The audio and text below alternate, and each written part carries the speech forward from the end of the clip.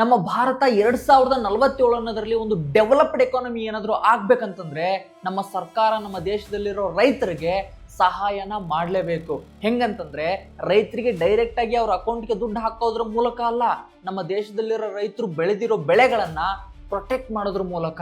ನಮ್ಮ ದೇಶದಲ್ಲಿರೋ ರೈತರು ಬೆಳೆನೇನೋ ಚೆನ್ನಾಗಿ ಬೆಳಿತಾರೆ, ಬಟ್ ಬೆಳೆದಿರೋ ಬೆಳೆಗೆ ಸರಿಯಾದ ರೇಟ್ ಸಿಗ್ತಿಲ್ಲ, ಮತ್ತೆ ಅವನ್ನ ಮಾರಾಟ ಮಾಡೋಕ್ಕೆ ಆಗ್ತಿಲ್ಲ ಅಂತೇಳಿ ರೋಡಿಗೆ ತಂದು ತಮ್ಮ ಬೆಳೆಗಳನ್ನ ಹಾಳು ಮಾಡ್ತಾರೆ.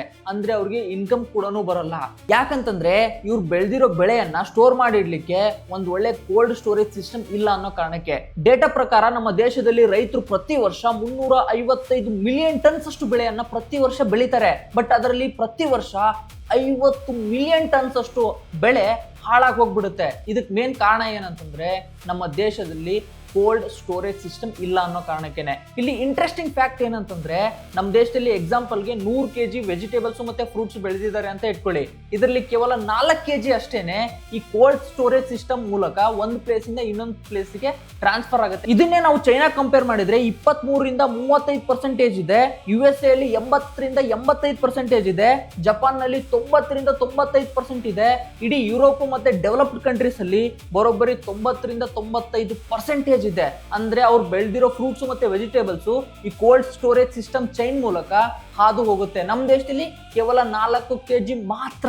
ಸೊ ಇದಕ್ಕೆ ಸೊಲ್ಯೂಷನ್ ಏನಂತಂದ್ರೆ ನೆಕ್ಸ್ಟ್ 10-20 ವರ್ಷದಲ್ಲಿ ಯಾರು ಈ ಕೋಲ್ಡ್ ಸ್ಟೋರೇಜ್ ಸಿಸ್ಟಮ್ ನ ಬಿಲ್ಡ್ ಮಾಡ್ತಾರಲ್ವಾ ಅವ್ರಿಗೆ ಸರ್ಕಾರ ಹೇಳಬೇಕು, ನೀವು ಬಿಲ್ಡ್ ಮಾಡಿ ರೈತರಿಗೆ ಹೆಲ್ಪ್ ಮಾಡಿ, ನಮ್ಮ ದೇಶದಲ್ಲಿ ಫುಡ್ ವೇಸ್ಟೇಜ್ ಆಗದೆ ಇರೋ ತರ ನೋಡಿ, ನೀವು ಮಾಡ್ತಿರೋ ಈ ಬಿಸ್ನೆಸ್ಗೆ ಈ ತರ ಬಿಲ್ಡ್ ಮಾಡ್ತಿರೋ ಕೋಲ್ಡ್ ಸ್ಟೋರೇಜ್ ಸಿಸ್ಟಮ್ಗೆ ನಾವು ಟ್ಯಾಕ್ಸ್ ಹಾಕಲ್ಲ ಅಂತ ಹೇಳ್ಬೇಕು. ಯಾವಾಗ ಗೌರ್ಮೆಂಟ್ ಟ್ಯಾಕ್ಸ್ ಹಾಕಲ್ಲ ಅಂತ ಹೇಳುತ್ತಲ್ವಾ ಅವಾಗ ಆ ಸೆಕ್ಟರ್ ಅಲ್ಲಿ, ಈ ಕೋಲ್ಡ್ ಸ್ಟೋರೇಜ್ ಸಿಸ್ಟಮ್ ಬಿಲ್ಡ್ ಮಾಡೋ ಸೆಕ್ಟರ್ ಅಲ್ಲಿ ಬಿಸ್ನೆಸ್ಗಳು ಜಾಸ್ತಿ ಬರ್ತವೆ, ಜಾಸ್ತಿ ಕೋಲ್ಡ್ ಸ್ಟೋರೇಜ್ ಸಿಸ್ಟಮ್ಗಳು ನಮ್ಮ ಇಂಡಿಯಾದಲ್ಲಿ ಡೆವಲಪ್ ಆಗ್ತವೆ, ಬಿಲ್ಡ್ ಮಾಡ್ತಾರೆ. ಇದರಿಂದ ಏನಾಗುತ್ತೆ ಅಂತಂದ್ರೆ ನಮ್ಮ ದೇಶದಲ್ಲಿ ಈ ಫುಡ್ ವೇಸ್ಟೇಜ್ ಆಗೋದು ಕಡಿಮೆ ಆಗುತ್ತೆ. ಇದರಿಂದ ರೈತರಿಗೆ ಜಾಸ್ತಿ ಆದಾಯ ಬರುತ್ತೆ.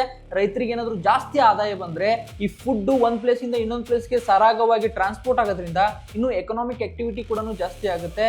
ಇದರಿಂದ ನಮ್ಮ ಭಾರತ 2047 ಅನ್ನೋದ್ರಲ್ಲಿ ಒಂದು ಡೆವಲಪಿಂಗ್ ಎಕಾನಮಿ ಆಗೋ ಒಂದು ಪಥದಲ್ಲಿ, ಒಂದು ದಾರಿನಲ್ಲಿ ಹೋಗೋ ರೀತಿ ಆಗುತ್ತೆ. ನಮ್ಮ ದೇಶದಲ್ಲಿರೋ 100 ಪ್ರಾಬ್ಲಮ್ಗಳಲ್ಲಿ ಇದು ಒನ್ ಆಫ್ ದಿ ಪ್ರಾಬ್ಲಮ್. ನಾನು ನೆಕ್ಸ್ಟ್ ವಿಡಿಯೋದಲ್ಲಿ ಮತ್ತೆ ಏನು ಚೇಂಜಸ್ನ ಮಾಡಬೇಕು ಅಂತ ಈ ಇಕ್ವಿರಸ್ ರಿಪೋರ್ಟ್ ಹೇಳ್ತಿದೆ ಅನ್ನೋದನ್ನ ನೆಕ್ಸ್ಟ್ ವಿಡಿಯೋದಲ್ಲಿ ಎಕ್ಸ್ಪ್ಲೇನ್ ಮಾಡ್ತೀನಿ.